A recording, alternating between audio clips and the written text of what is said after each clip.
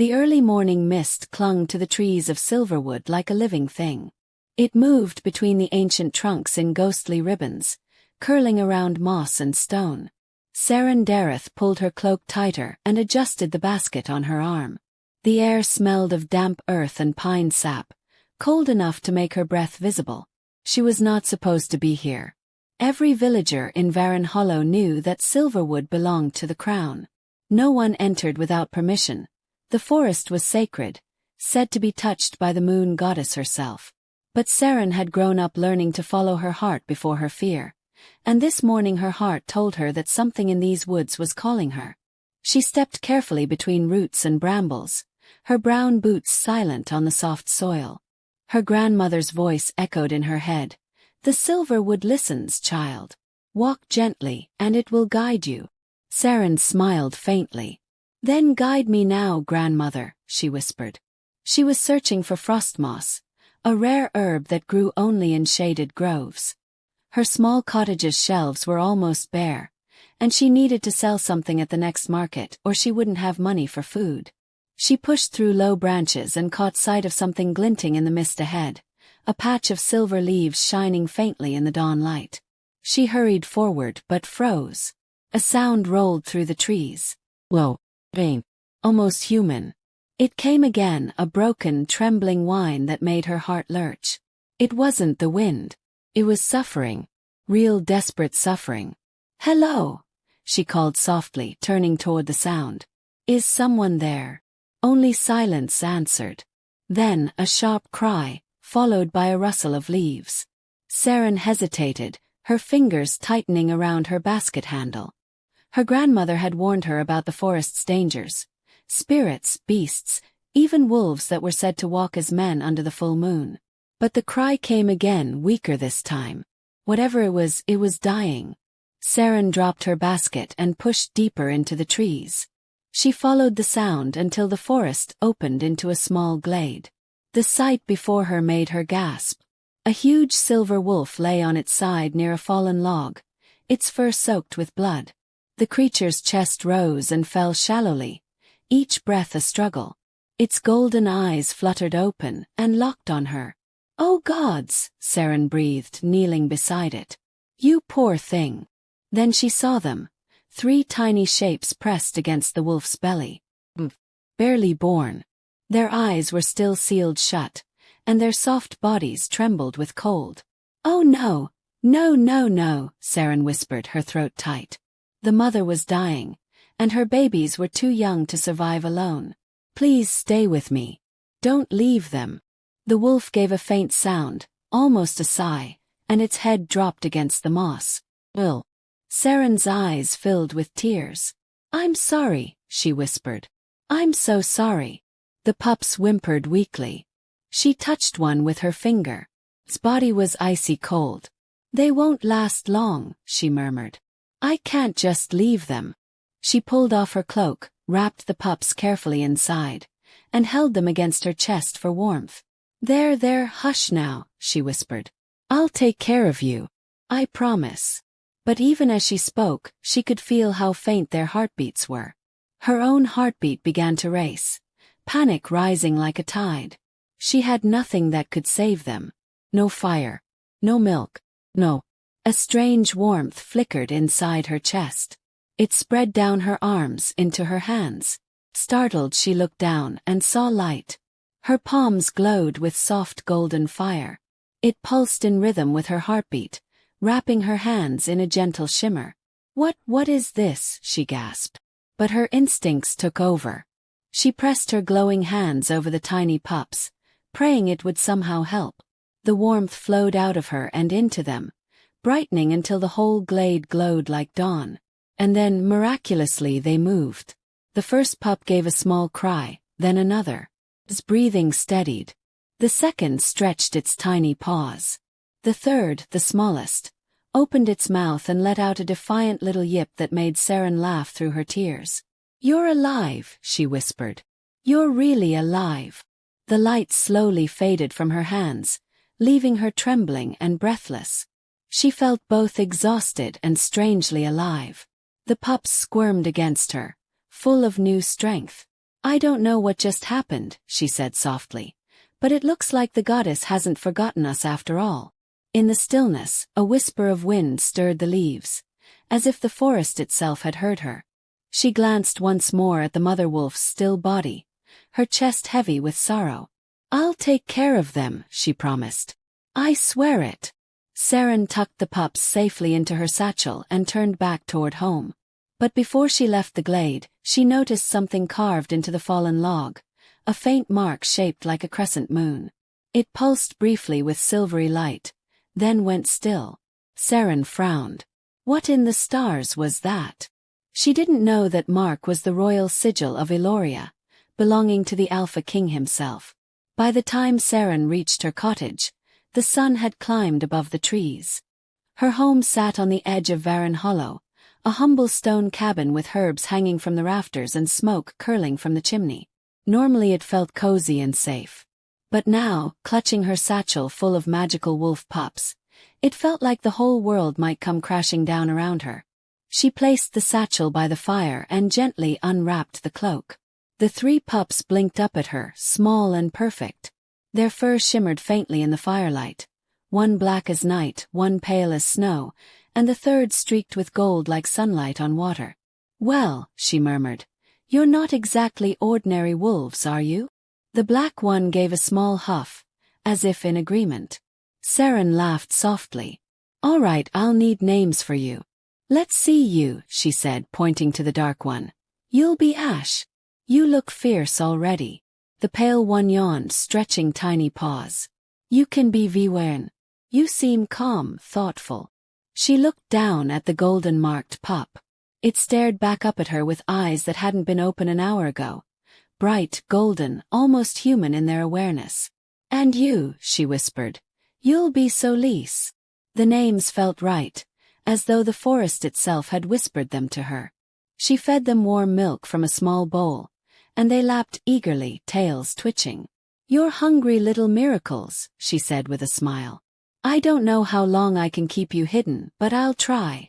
Later that afternoon, she sat by the window reading her grandmother's old book of herbs, though her eyes kept drifting back to the pups sleeping near the hearth.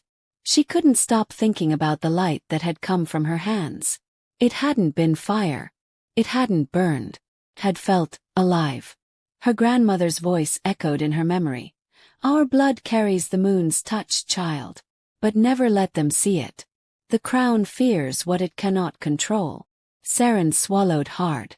Moonfire, she whispered. It can't be. A sharp knock startled her. She jumped, slamming the book shut and pulling a blanket over the pups. The knocking came again, louder this time. Saren Dareth. A man's voice called. Open up. Her heart thudded painfully. She opened the door just a crack, and found 2 royal guards standing outside, armored and grim. Why yes, she managed. By order of the Alpha King, all healers and herbwives are to report any strange happenings in the Silverwood, the taller guard said. A royal beast was killed there last night. The king's wolves are missing. Saren's stomach twisted. A royal beast. It had to be the mother wolf she'd found. Her throat went dry. I don't know anything, she said quickly. I only gather herbs near the border. The shorter guard narrowed his eyes. You sure about that? The locals said they saw your lantern near the old stone markers before dawn. Saren forced a smile. They must have been mistaken. I was at home before sunrise. The guards exchanged a look. Finally the tall one nodded. Fine. If you see anything strange, or anyone, you'll tell us. Of course, she said, heart pounding.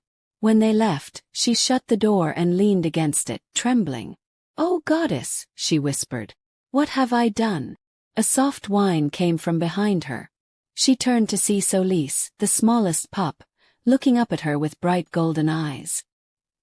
He padded over, pressing his nose against her ankle as if to comfort her. Saren knelt beside him.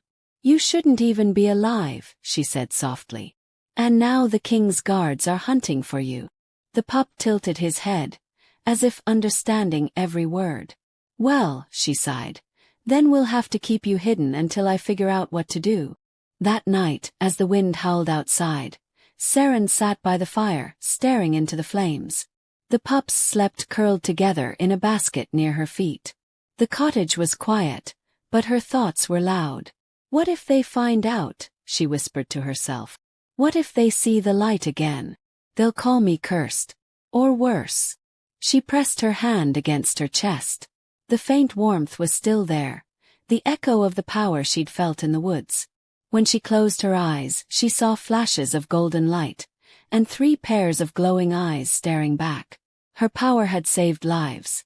But in Eloria, that kind of magic was punishable by death. She had to stay invisible. The next morning dawned gray and cold. Saren woke to the sound of something thumping against the door. She jumped up, then relaxed when she saw Ash tugging playfully at the corner of a blanket. Somehow the pups had grown overnight. They were bigger, stronger, their fur glossier. Fern was even trying to climb onto the table. By the moons, she whispered. You've doubled in size already. Ash barked once, proud of himself. You 3 are going to get me caught, she muttered, trying not to laugh. She took them outside to stretch their legs. Mist still clung to the ground, and the air was sharp with the promise of rain. The pups chased one another through the tall grass, their movements too graceful, too quick for such young creatures. Solis stopped suddenly and looked toward the forest, his small body tensing. His golden eyes glowed faintly. What is it? Saren asked, following his gaze. From far away came the sound of horns, deep and resonant, rolling through the hills. The royal horns of Eloria. Her blood turned to ice. They're coming this way, she whispered. Oh no! The pups ran back to her, sensing her fear. She scooped them into her arms, heart hammering. Inside, quickly. She bolted the door and peeked through the window. A line of riders was visible in the distance, their banners fluttering black and silver, the royal crest. At the front rode a man on a black horse, his posture straight, his presence commanding even from afar. Saren's breath caught. The Alpha King himself. Ronan Thorn, she whispered. He's returned. She watched as the procession passed the edge of the village, heading toward the mountains. The villagers knelt as he rode by, their faces a mixture of awe and fear. Even from this distance, Saren could feel it, the weight of his power, the quiet rage that rolled off him like a storm. The story said he'd been cursed by the moon goddess herself, his soul half-shadowed after the last war. And now his sacred wolves were gone. Her gaze fell to the pups huddled against her skirt, their strange, luminous eyes watching her. Oh stars, she murmured. What have I brought into my home? Outside, thunder rolled, though the sky was still clear. The royal horns kept echoing long after the riders had vanished into the mist. Saren tried to work, chopping roots for a fever tonic, but her hands wouldn't stay steady. The pups sensed her unease. Ash paced near the window while Voran and Solis watched her with bright, knowing eyes. By evening, the sound of hooves returned, closer this time. Someone pounded on her door. Open in the name of King Ronan Thorn. Saren's stomach dropped. She whispered, hide, and the pups slipped beneath the hearthstones through a narrow gap she'd found years ago. She wiped her hands on her apron and forced herself to open the door. 3 soldiers stood there, armor black as storm clouds. Their leader held a parchment sealed with silver wax. Saren Dareth, he said. You were seen near the Silverwood border 3 nights ago. The king commands your presence at once. Her mouth went dry. At once. Surely there's been a mistake. The man's cold eyes didn't waver. Bring your things. Now. The ride to the castle was silent except for the creak of saddles and the distant howl of wolves. The moon was rising, full and pale, when the dark spires of Castle Eloria came into view. It loomed against the horizon like a mountain of iron. Inside, torches burned along stone corridors. The guards led her into a great hall where banners of black and silver hung from the ceiling. At the far end, upon a raised dais, stood the Alpha King. Ronan Thorn was larger than she'd imagined, broad-shouldered, dressed in dark armor etched with crescent sigils. His hair was black as midnight. His eyes the color of storm clouds about to break. When those eyes met hers, Saren forgot how to breathe. "So," he said, his voice deep and rough from years of command, "you are the herbalist who trespassed in my forest." Saren bowed her head. "Your Majesty, I meant no harm. I was only gathering herbs." "You were seen beyond the border stones," he replied. "And the same night one of my wolves was slain. Tell me why that is." "I didn't kill her," Saren said quickly. "I found her dying and she had—" She stopped herself, but the truth pushed forward. "She had 3 pups. I couldn't leave them." Whispers rippled through the guards. Ronan's expression didn't change, but his eyes sharpened. "Pups?" Saren nodded. "They were cold, barely breathing. I tried to help." "With what?" the king asked softly. "Human hands cannot save a dying wolf." Saren hesitated. The memory of that golden light still tingled in her fingertips. "I don't know what happened," she whispered. "But they lived." The hall fell silent. The king stepped down from the dais and came closer, each stride echoing across the stone floor. He stopped only a breath away from her. "You expect me to believe that?" "I don't expect you to believe anything," she said, forcing her voice to stay calm. "But it's the truth." Ronan studied her face for a long moment. "Bring her to the inner chambers," he ordered finally. "And search her cottage. If the pups exist, I will see them myself." Saren waited in a vaulted chamber that smelled of smoke and metal. Chains hung from the walls. The floor was marked with old sigils of judgment. Through an open window she could see the full moon rising red over the mountains, an omen if she believed the stories. The doors opened, and the king entered with several nobles. Among them glided a tall woman in a gown of emerald silk, Lady Valera Knighton, the Luna Queen. Her beauty was perfect and cold like polished glass. She looked at Saren as one might look at something unpleasant stuck to a shoe. "This is the trespasser?" Valera asked.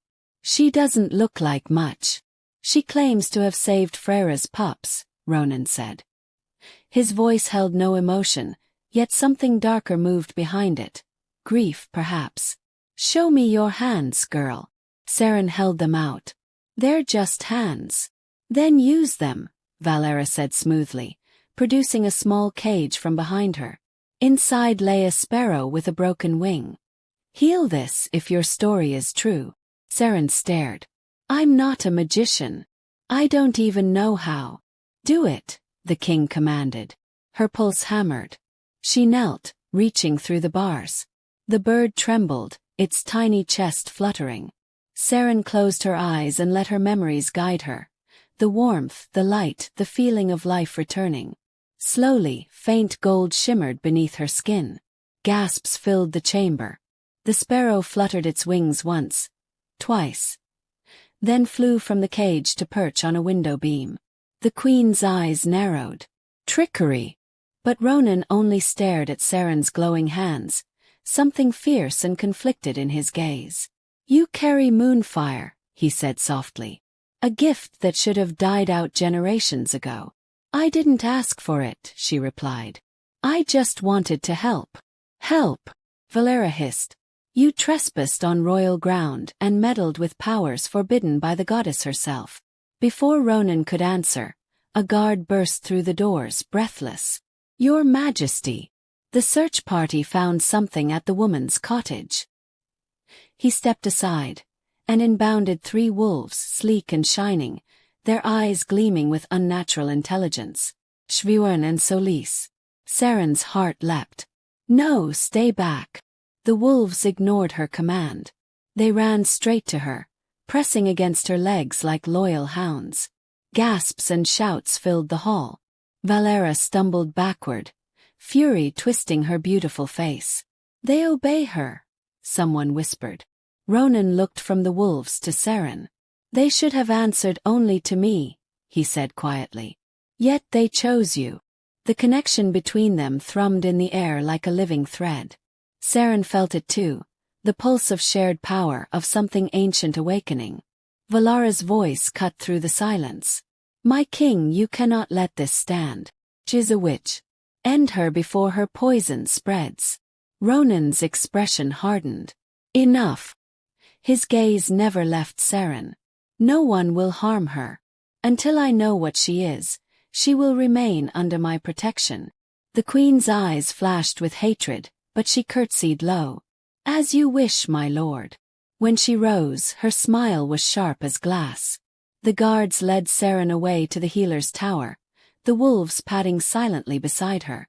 Behind them, the king stood watching until the last echo of her footsteps faded. Outside, the blood moon climbed higher over Eloria, bathing the castle in silver and crimson light, an omen of bonds newly forged and dangers yet unseen.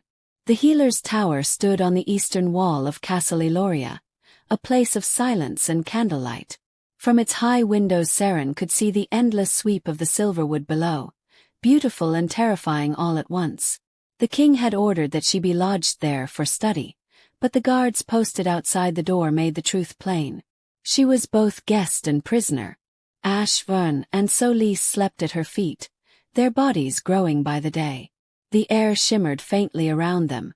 Even the servants whispered that they were touched by the moon. Knock came. The door opened to reveal Ronan Thorn himself. He wore no crown, only a simple tunic, yet the room seemed smaller when he entered. You are comfortable, he asked. As comfortable as a caged bird can be, Seren replied before she could stop herself. A shadow of amusement crossed his eyes. Better a cage than a pyre. The nobles wanted you burned. Seren turned away. And you? What do you want, your majesty? He hesitated. To understand why the goddess spared you. He stepped closer. The curse I bear feeds on death and rage. When I stand near you it weakens. Your light burns it back. You may be the only reason I'm still alive. She met his gaze and saw truth there, raw and painful. Then teach me how to help you, she said softly. I can't control what I don't understand. Ronan's expression softened. Eldrick Marrowan, my scholar, will train you. You begin tomorrow. He turned to leave, then paused. And Seren, when you call me majesty, it sounds like a wall between us.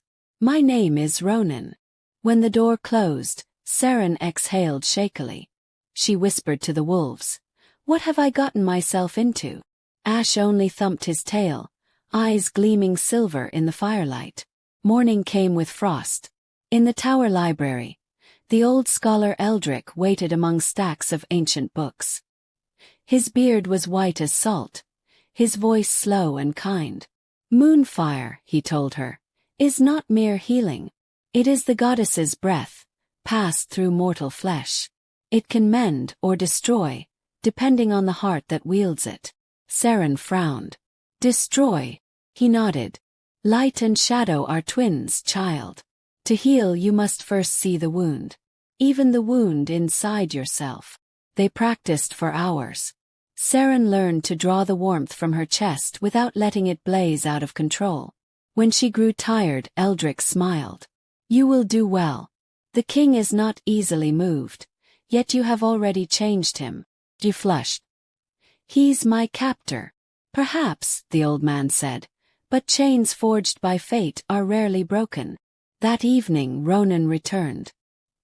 He watched in silence as she healed a soldier's infected wound with steady hands. When she finished, he said quietly, Your gift humbles me. I don't want to humble you, she murmured. I just want to live. Their eyes met. Something unspoken passed between them. The bond thrummed again, stronger this time, impossible to ignore. Outside, the moonlight poured through the high windows, binding shadow and flame together in a fragile truce. The peace did not last.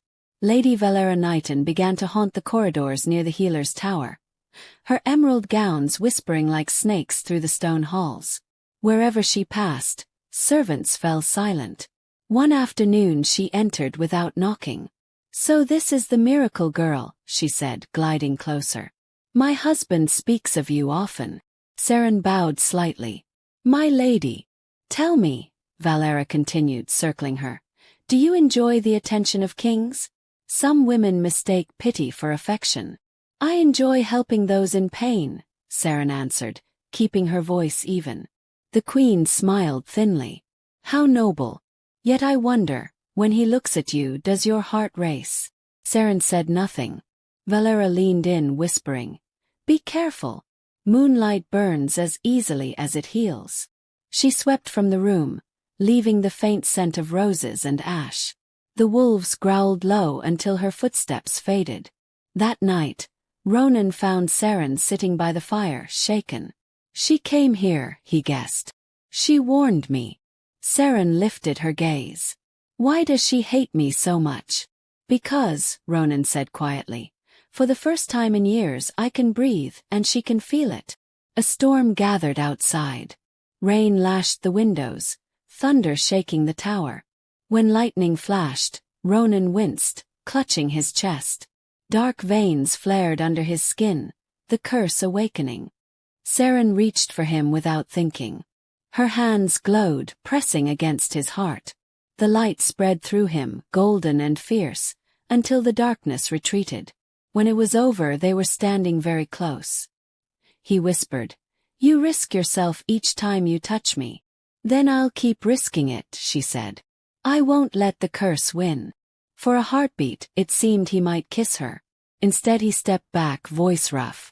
Rest, Saren. Tomorrow we begin again. When he was gone, the wolves stirred restlessly. Outside, thunder rolled toward the mountains, carrying whispers of plots and knives yet to come. In the highest tower of Eloria, two hearts beat in rhythm, bound by light, shadow, and a destiny neither yet understood. Weeks passed, and whispers spread through Castle Eloria like wildfire. Servants spoke of how the cursed king laughed again, how light followed the village healer wherever she went. To some it was a blessing, to others a threat. Saren felt the weight of every stare when she walked the corridors. The wolves padded silently beside her, Ash bold, Vuren calm, Solis watchful. They were protection and warning both. Lady Valera watched too. Each time Saren glimpsed her, the queen's smile seemed sharper, her emerald eyes colder. Rumor said the king no longer shared her bed, that he spent his nights pacing the battlements under the moon.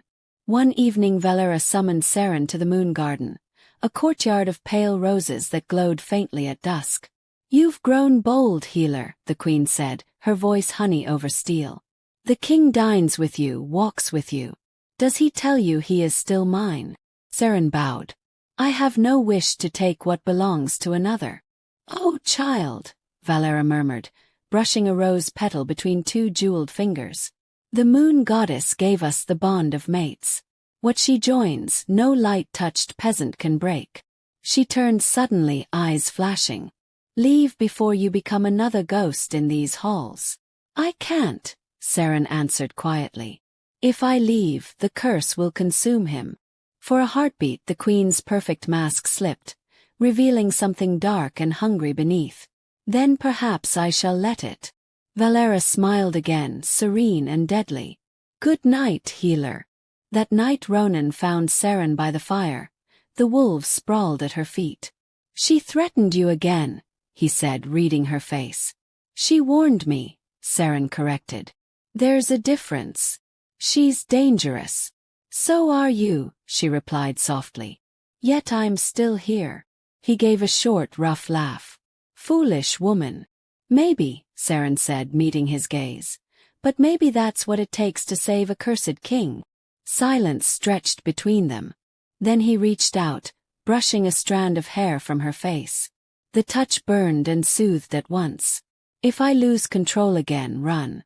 Promise me. No, she whispered. If you fall, I fall. For a moment his eyes softened. Then he turned away, voice low. You don't understand what that means. The wolves stirred restlessly, sensing the tension, the pull of fates too tightly wound to break. Eldrick Merowyn's lessons grew harsher. Moonfire obeys intention, the old scholar said. If fear rules your heart, it will twist against you. You must face what you fear most. My fear, Saren said, is losing control. Hurting him. Then you must learn what that control costs. He led her into the underground archives where the first healers had written their vows. The air shimmered with old energy. Candles flickered as if listening. "Focus," Eldrick said. "Call the light, but hold it." Saren drew a breath. Warmth bloomed in her chest, spreading down her arms. Her palms glowed gold. For a moment she held it steady. Then memories of fire and blood flooded her.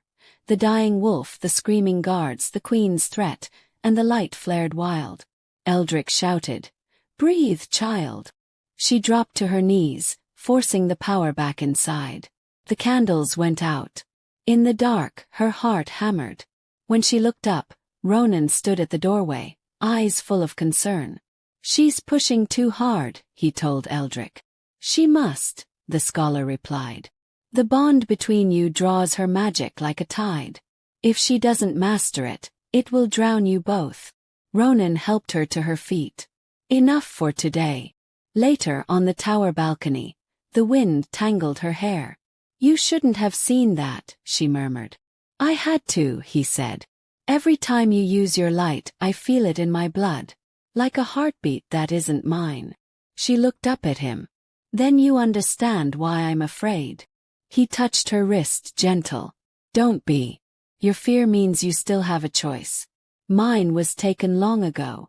Below them, thunder rolled again, the storm that never seemed to end.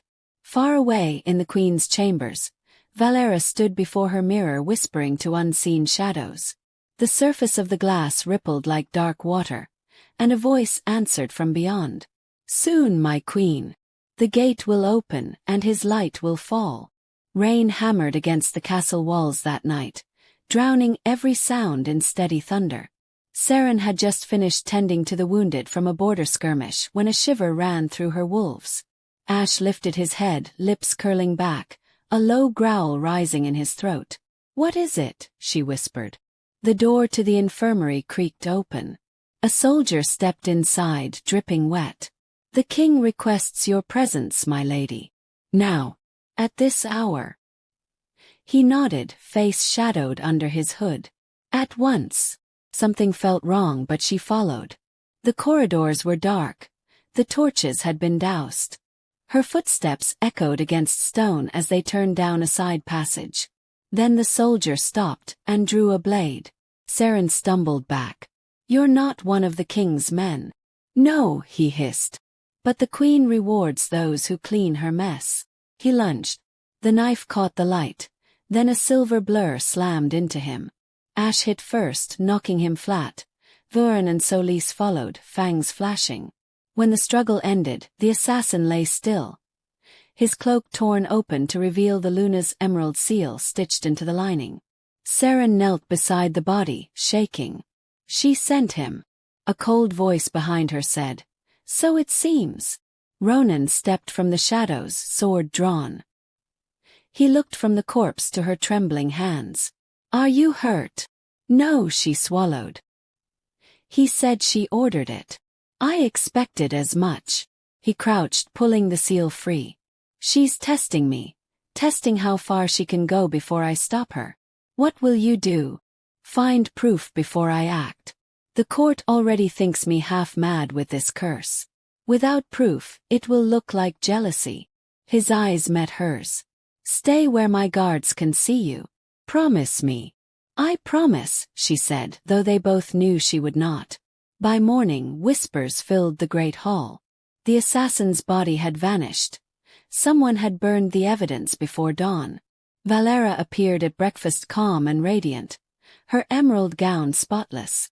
When her eyes met Saren's across the room, she smiled, a slow, poisonous smile. Ronan rose from the table. "A word, my queen." They left together. The doors closed behind them, and the murmurs began again. Saren felt every stare like a thorn against her skin. The wolves pressed close, sensing her unease. That evening she stood alone on the balcony, the city lights flickering below. Eldrick found her there. "The court is restless," he said. "Every noble wants a piece of power, and you've become the king's greatest weapon." "I never wanted that." "No one does," he murmured. "But fate rarely asks permission." Below, thunder rolled again, the same unending storm. Somewhere deep within the castle, something old began to stir. The storm broke 3 nights later. Lightning clawed across the sky, and the castle groaned under sheets of rain. Saren woke to the sound of howling, hundreds of wolves answering some unseen call. Ronan burst into her chamber, soaked and wild-eyed. "Get back," he warned. "The curse, it's waking." Dark veins spread across his skin, pulsing like black fire. His breath came ragged. "Stay away from me." But she stepped forward anyway. "You said my light could hold it. Let me try." He shook his head violently. "If I lose control, then I'll stop you." She reached up, cupping his face. "Trust me, Ronan." For a heartbeat he hesitated. Then the curse surged and he roared, half man, half beast. The air rippled with raw energy. Saren's magic answered instinctively, golden light bursting from her palms. She pressed them against his chest, pouring everything she had into him. Power clashed with power, light battling darkness in a storm of fire and wind. "Saren, enough," he gasped, but she held on. "You'll burn yourself." "I don't care." With a final surge, the darkness shattered. Ronan collapsed to his knees, trembling. The curse faded, leaving faint silver lines across his skin. Saren sagged beside him, drained. When he lifted his head, his eyes were no longer gray but glowing silver, the mark of an alpha bound by divine power. He stared at her, voice hoarse. "You've tied yourself to me. I couldn't let you die." He reached for her hand. "You don't understand. The bite of a cursed alpha is a bond. It means our souls are linked." Before she could speak, he bent his head and brushed his lips against the spot where his mark burned faintly on her shoulder. Heat flared through her, spreading like wildfire. The door burst open. Guards froze in shock at the sight of their kneeling king and the glowing healer wrapped in silver light. Someone whispered, "The bond! He's marked her." Ronan rose, still holding her hand. "Leave us," he commanded.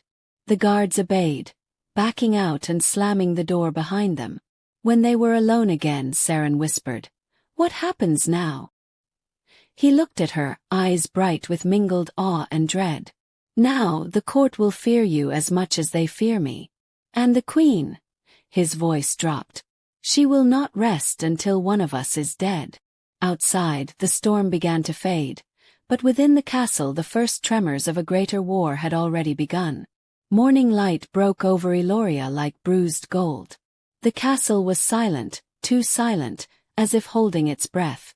Saren woke to the wolves pacing restlessly by the door, their fur on end. She felt it too, something unseen shifting beneath the stone. When she stepped into the corridor, Eldrick was waiting. "The king hunts proof against Valera," he said in a low voice. "He's gone to the queen's chambers himself." Saren's stomach tightened. He shouldn't be alone. But Ronan was not alone. As she reached the grand hall, she saw him standing before Valera's doors, guards at his back. "Open it," he ordered. The heavy doors swung inward, revealing the Luna's private sanctum. Mirrors, incense, and a single black altar carved with unfamiliar runes. Valera stood beside it, serene as ever. "My king, you invade my rooms now."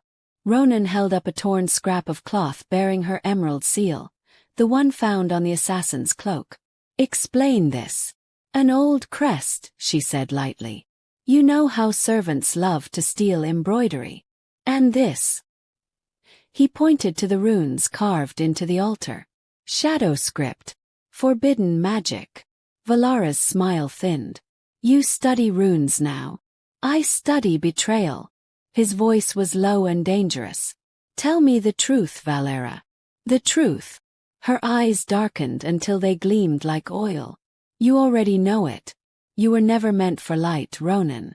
You were mine, born to rule in shadow." Her hand swept across the altar. The runes flared crimson, and black smoke poured into the room. The guards staggered back, choking. Through the haze, Saren saw Valara's reflection ripple in the mirror behind her, no longer human but scaled and fanged. Ronan drew his sword, silver against the red light. "What are you?" "The one who gave you your curse," she hissed, her voice echoing like 10 voices at once. "And the one who will finish what we began." Before he could strike, the mirror shattered. Darkness exploded outward, throwing him across the room. When the smoke cleared, the queen was gone. Saren rushed to Ronan's side. He coughed, eyes wild. "She's gone to the catacombs. The Shadow Gate. She means to open it." Eldric's voice trembled. "If she succeeds, Eloria will fall." Ronan rose unsteadily. "Then we stop her, whatever it takes." They descended into the catacombs beneath the castle, the air growing colder with each step. The tunnels smelled of iron and ancient dust. At the rear, the wolves padded silently, their eyes bright in the gloom. Halfway down, a blade flashed. Saren barely saw it before strong arms dragged her back, Ronan's. The knife struck stone beside her head, sparking. From the shadows stepped Commander Dax Hellion, once Ronan's most trusted soldier. His armor was scratched and blackened, his eyes hollow. "Dax," Ronan said in disbelief. "Why?" "The Queen promised freedom," Dax growled. "From the curse, from you, from all of it." "You fool," Ronan said. "She'll consume you." "Maybe." Dax smiled bitterly. "But at least I'll die free." He attacked. The clash of steel filled the corridor. Ronan fought with the desperate grace of a wounded wolf, each blow ringing through the stone. Saren watched in horror, until Valara's laughter rolled through the tunnels like thunder. "Fight all you wish," the Queen's voice taunted. "The healer will never reach me." Suddenly chains of silver shot from the darkness, wrapping around Saren's wrists. The metal burned like ice. She screamed as the moonfire dimmed inside her. Valara emerged from the shadows, her gown now black as midnight. "Such light," the Queen crooned, touching Saren's face. "Such waste." The goddess chose poorly. Ronan broke from Dax's hold, roaring. He drove his sword through the commander's chest, then turned on Valara, but she dragged Saren backward, the chains tightening. "One step closer and she dies." Ronan froze. "Let her go." Valara smiled. "Come to the gate, my king. Bring your curse, and we will finish the binding." She vanished in a swirl of shadow, taking Saren with her. Saren awoke chained in a chamber of black stone. The silver cuffs pulsed faintly, drinking her strength. Across the room stood the Shadow Gate, an archway carved with runes that glowed like dying stars. Through it shimmered a void so deep it seemed to hum with hunger. Valara traced a finger over the gate's edge. "The worlds will join again," she said. "Light and shadow, life and death." "You'll destroy everything," Saren whispered. "Creation demands sacrifice," the Queen replied. "And yours will open the door." Saren struggled, but the silver burned hotter. Her magic flickered and went dark. The Queen turned away, humming an ancient tune. For the first time, Saren felt truly helpless, until she heard the howl. It echoed through the tunnels. One voice, then 3, then many. The wolves were coming. Valara stiffened. "Impossible." The door burst open. Ashvern and Solis leapt through, their bodies wreathed in pale fire. Behind them came Ronan, bloodied but unbroken. The Queen hissed, raising her hands. Shadows whipped toward him like spears. He caught one on his blade, the impact ringing like thunder. "Saren," he shouted. "I can't, Silver." He slammed his sword into the chains, sparks flying. The metal cracked. Saren gasped as strength flooded back into her, golden light spilling from her skin. Together they turned on the Queen. Light met darkness again, the force shaking the chamber. The runes on the gate flickered, confused by the collision of powers. Valara shrieked. "You cannot kill what was born of the void." "Then we'll banish you to it," Saren cried. She pressed her glowing palms to the archway, pouring moonfire into the runes. The gate blazed white. Valara screamed as the light consumed her, dragging her form back into the shadow realm. The gate shattered.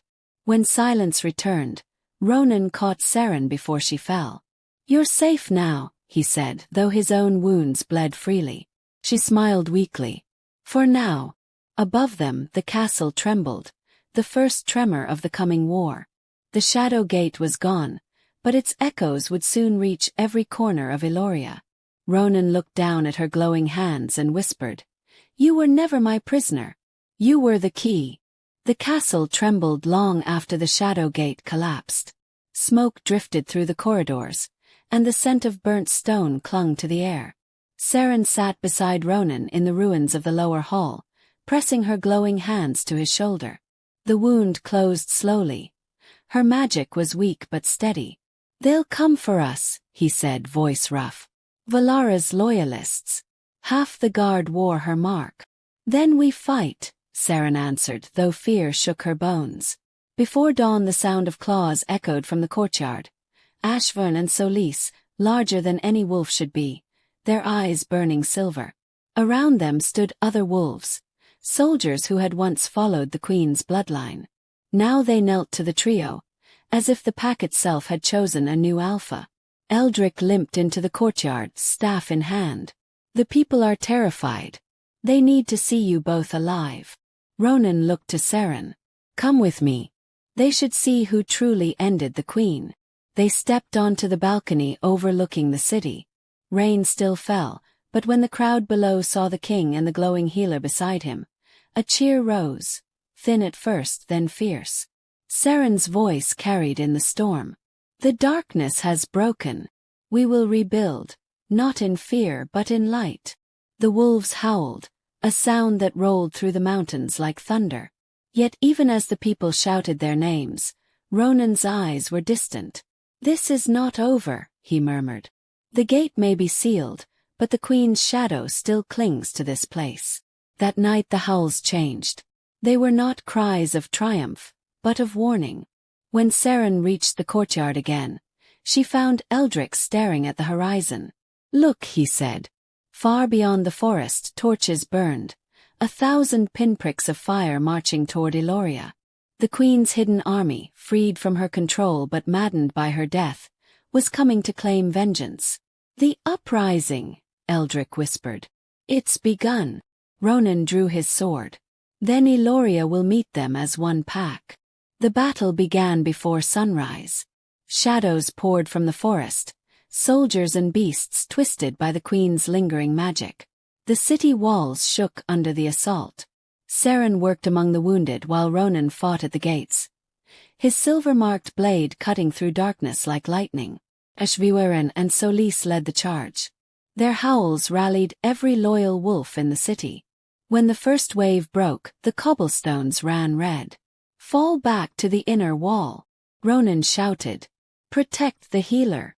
"I'm not leaving you," Seren answered, gripping her staff.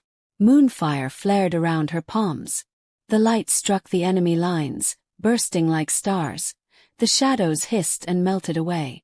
Ronan turned toward her, eyes wide. "You're burning yourself out." "Then I'll burn brighter," she said. He reached her just as a massive shadow beast rose behind her, a creature of black smoke with Valara's voice twisted through its roar. "You cannot kill what the void remembers." Seren's knees nearly gave out, but Ronan caught her arm. "Together." He pressed his forehead to hers, and their powers merged. His alpha strength, her moonfire light. The air erupted in white flame. When the glare faded, the creature was gone, leaving only scorched earth. But the effort shattered them both. Seren fell, barely conscious. Around them, the surviving enemy ranks hesitated, then began to scatter. The wolves drove them from the walls, howling victory at last. Eldrick knelt beside Seren. "She needs rest or she'll die." Ronan gathered her into his arms. "She'll live," he said, though his own hands trembled. "She has to." By evening the fires were out. The wounded filled the great hall, and the people of Eloria brought offerings. Flowers, bread, whispered prayers. When Seren woke, moonlight streamed through the broken roof. Ronan sat beside her, armor dented, eyes softer than she'd ever seen. "It's over," he said quietly. "For now," she replied. "But something still lingers. When I closed the gate, I felt it, something watching." Ronan brushed his thumb across her wrist. "Then we'll face it together. Always." The wolves padded closer, curling around their feet. Outside, the moon broke free of the clouds, silver on blood, light on shadow, the promise of dawn after ruin. The first war of the New Age had ended, but the bond between healer and alpha had only begun to shine. A week after the battle, peace still felt fragile. The city smoldered with rebuilding fires, and the castle's stones were blackened but standing. Seren spent her days healing the wounded and her nights fighting a new unease. Each time she closed her eyes she heard a whisper, soft, familiar and wrong. "You think the gate is closed, little light. I am not so easily unmade." She woke one night to find frost on the window and the wolves growling toward the shadows. "Valera," she breathed. Ronan entered at once, sword drawn. "Again." Seren nodded. Her voice. "She's still here." Eldrick joined them, face pale. The queen's soul was bound to her curse. When you shattered it, pieces scattered. "One has found a host." "What host?" Ronan demanded. The scholar hesitated. "You." Sick silence fell. Dark lines shimmered faintly along the king's throat, the same that had once marked his curse. Seren reached for him, but he stepped back. "No. If she's inside me, she'll use me against you." "I can draw her out," Seren said quickly. "If we link again." "It almost killed you last time," he reminded her. "I won't risk that." Before they could argue further, the castle shook. A scream echoed from the courtyard. They rushed out to find the fountain split open and the water turning black. From it rose Valara's form, half smoke, half flame, wearing Ronan's own face twisted into a cruel smile. "Did you think light could erase me?" she taunted.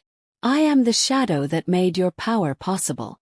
Ronan charged, but the reflection caught his blade in midair. The impact flung him across the stones. Seren ran to him, calling her magic. The golden light blazed, wrapping around them both. Valara's voice rang through the storm. "Fuse your powers again, lovers. The brighter you burn, the faster you'll feed me." Seren ignored her. She pressed her hands to Ronan's chest, whispering, "Let me in. Let me see." He hesitated, then nodded. Their bond opened like a door. In a rush of light she was inside his mind, a world of gray mist and memory. At the center stood the queen. Her hands sunk into Ronan's heart like claws. "Leave him," Seren said. Valera turned, smiling with a mouth full of darkness. "You can't destroy me without destroying him." "Then we'll rebuild together," Seren said, and let her light explode. The mist flared white. For an instant all three voices, Seren's, Ronan's, Valara's, merged into one shattering cry. When the light faded, Seren found herself kneeling beside Ronan's. Still body, his pulse weak but steady. The queen was gone, burned out like smoke in wind.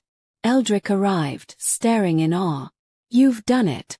The curse is broken." Seren looked at Ronan's face, pale against her lap. "Not yet," she whispered. "He gave everything." For 3 days the king slept while the city waited. Seren never left his side. Her magic was nearly gone. Only a faint glow remained around her hands. She poured it into him, drop by drop, until she could hardly stand. On the dawn of the 4th day he stirred. "Seren." His voice was rough but alive. She laughed through tears. "You stubborn man." He tried to rise, but she pressed him back. "Rest. You've been fighting a demon inside you." "I remember," he said softly. "I remember your light." Outside, bells began to ring. The people had seen the sun break through for the first time in weeks. Clouds scattered, and the towers of Eloria gleamed clean again. Later that evening, in the throne hall lit by hundreds of candles, Ronan stood before his people.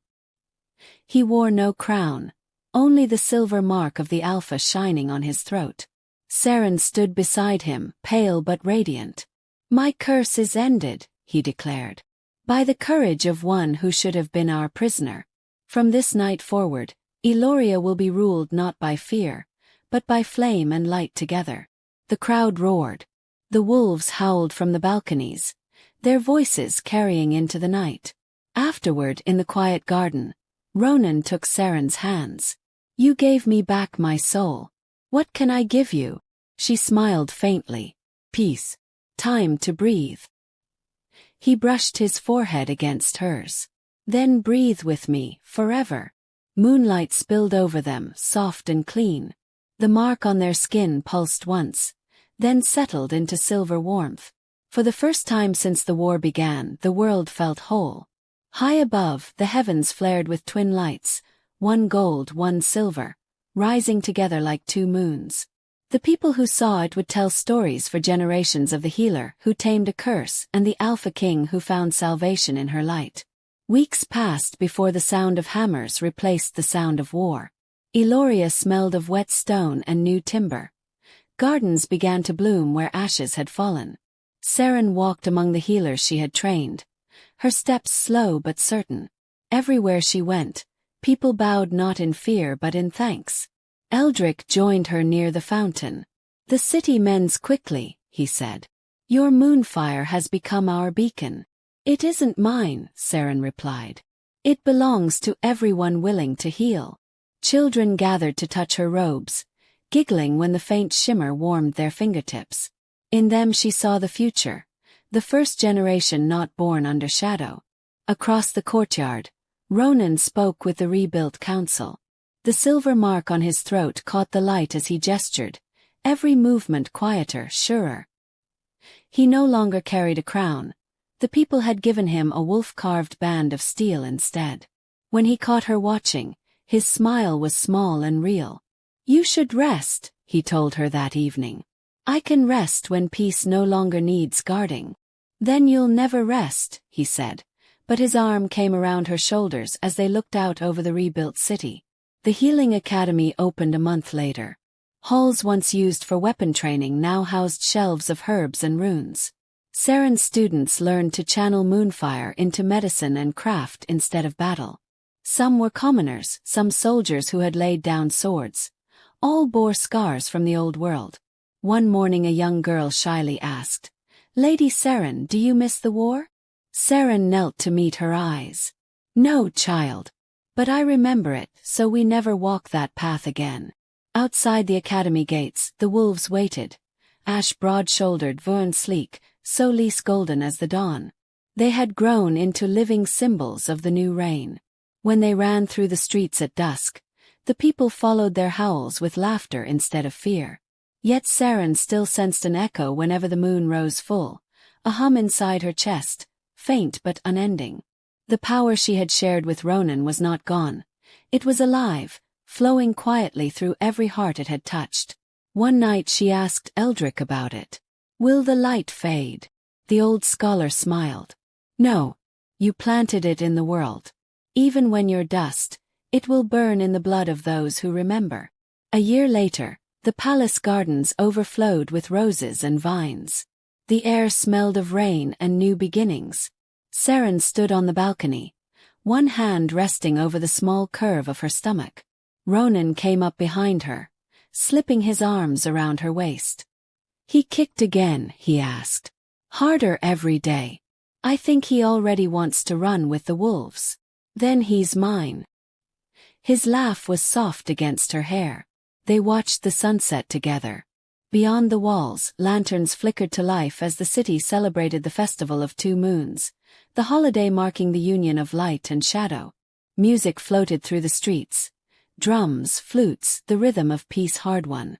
Eldrick approached later with a parchment. "The council wishes to record a new law," he said. "That no one be judged for the magic they carry. They ask the Luna Queen to sign first." Saren took the quill, her hand steady.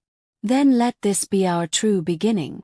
When the festival reached its height, she and Ronan walked among the people without guards. Children threw petals at their feet. The wolves bounded ahead, scattering laughter. A girl offered Saren a small silver charm shaped like two intertwined moons. "For your baby," she said shyly. "So he'll never be afraid of the dark." Saren smiled. That's the best gift he could have. Midnight, the sky cleared.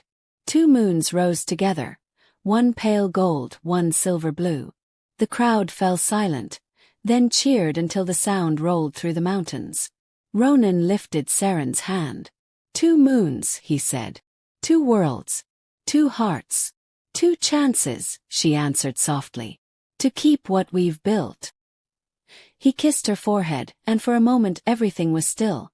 The wolves curled beside the fountain, the people raising lanterns, the air bright with promise. Later, as the city slept, Saren looked once more at the heavens. The moons shimmered side by side like watchful eyes. She felt the child stir and whispered, "You will inherit a world born of both light and shadow. Protect it well." The wind carried her words across Eloria, over the forests and rivers, through the ruins now turned to gardens. It whispered through every hearth fire, every sleeping dreamer, until it reached the stars themselves. In that quiet, eternal light, the legend of the healer and the alpha became not an ending, but the heartbeat of a new age.